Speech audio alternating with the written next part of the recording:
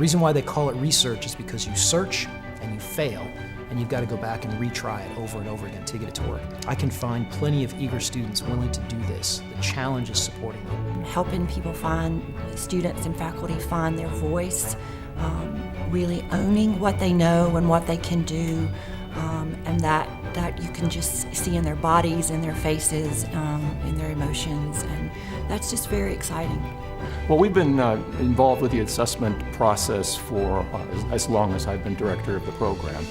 And from that point forward, it was a matter of finding the kinds of measures that we would implement in order to assess the process. I study things that Christians argue about. Why do Christians talk about blood so much? There's the blood of Christ in Jesus, and the blood of Christ in communion, and the blood of Christ that takes away sin, and the blood of Christ, which is the blood of God. What's with the blood of Christ? So all of these things are the sorts of things that I'm interested in. In my lab, we are trying to discover compounds from nature that can become drugs. There aren't a lot of labs, and particularly in chemistry departments, that do that. So I think the niche that we have here at UNCG is a lab that's turning to nature, specifically fungi, and trying to find a compound that maybe someday could help save a life.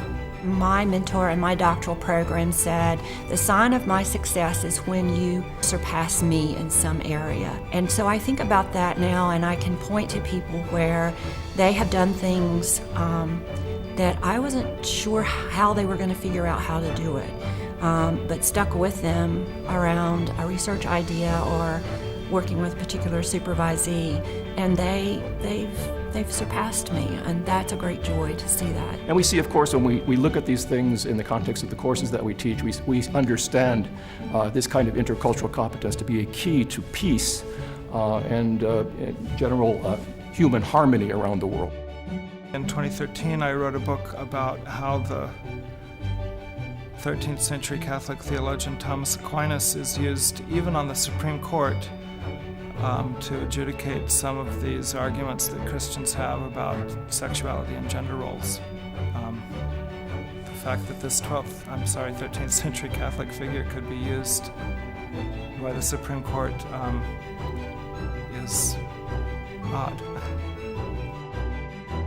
We expect that our students are going to be going on and having the opportunity to pursue careers or perhaps academic opportunities ahead in their lives and personally, to be engaging with other cultures around the world. Being able to do the research they want to do, or be the supervisor they want to be, or be the teacher in the classroom that they want to be. You're having to evaluate, assess, really get to know that person, not just about their skills, but who they are as people. I've got a great team of investigators and a great team of students that work really hard.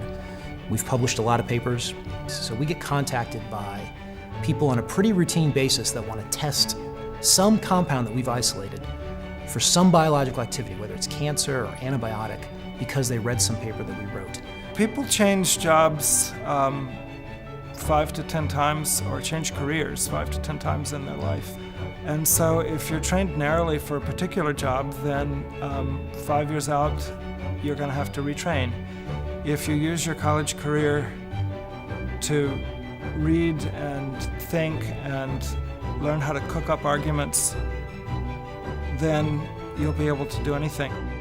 It's rare I think it's rare in science, but maybe it's rare in all things to be honored by your most closest colleagues.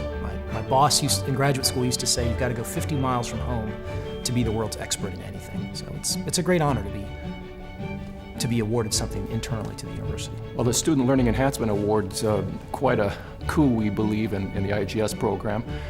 It's something we've been working on over the 9 years, at least, that I have been director of the program. So we're really very, very proud, in fact, of reaching this accomplishment.